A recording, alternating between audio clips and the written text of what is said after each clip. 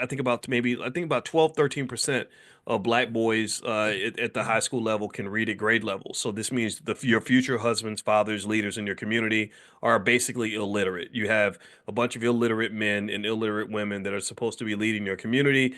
It's really hard to pursue equality when you can't read, can't write, can't do math, don't have a skill, don't have a trade, don't know how to start a business.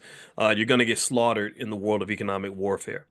Now, I say this as a finance professor. For those that are new, that's my background. In case you don't know, I am a financial academic, and I can tell you as a person who studies economics and how money works and who has money and why, and how money is power and how money drives things.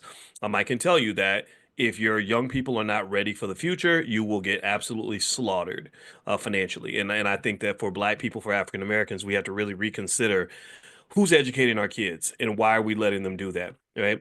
What else? There's other stats I could go into in terms of what's going on with our families. I think 59% of black women have kids with multiple fathers, which means that most black men have multiple babies mamas. You can't build wealth in a nation full of babies mamas and baby daddies. You can't. You can't. You have to get your families together if your wealth is going to grow. I know that this is not politically correct. I know everyone wants you to think everything's okay and that we're shaming people and all that. I'm not trying to shame nobody. I'm just giving you the facts. Don't blame me for shaming you. Blame the facts. Blame life. Blame reality. Reality says that every study I show you will show you that communities that don't have strong families are not going to build wealth. So here's my point. When I look at the boycott, I don't see anything wrong with the boycott, but the boycott to me is like it's like giving aspirin to a cancer patient and thinking that that's going to make the cancer go away. You got a stage 4 cancer patient who's about to die, whose body's an absolute mess, and they've been eating the worst food.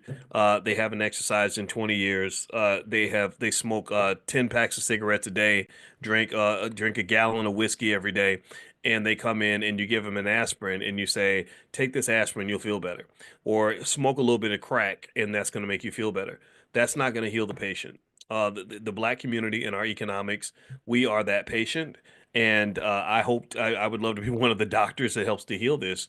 And I can tell you, as a person who understands financial science, I can tell you that you have financial cancers that are not going to be solved with an aspirin. An Al Sharpton boycott will not, I repeat, it will not do much of anything to improve the economic condition of the black community.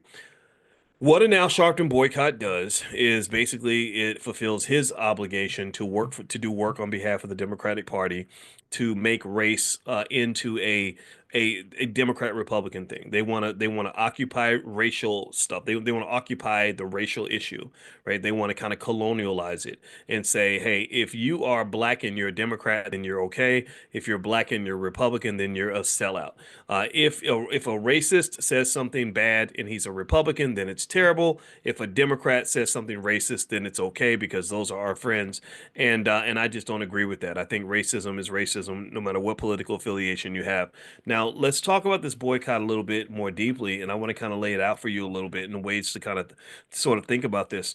You got to really think about what this boycott's really doing, right? What the boycott really says is that the assumption, the fundamental assumption, and the default state of things is we're going to give you all of our money. We're going to buy from you like crazy because we're black and we're trained to consume from white people and buy their stuff every single day of the week. They don't buy anything from us, right? They boycott, you boycott them one day out of the year. They boycott you 365 days out of the year. Give me a yes if you understand this.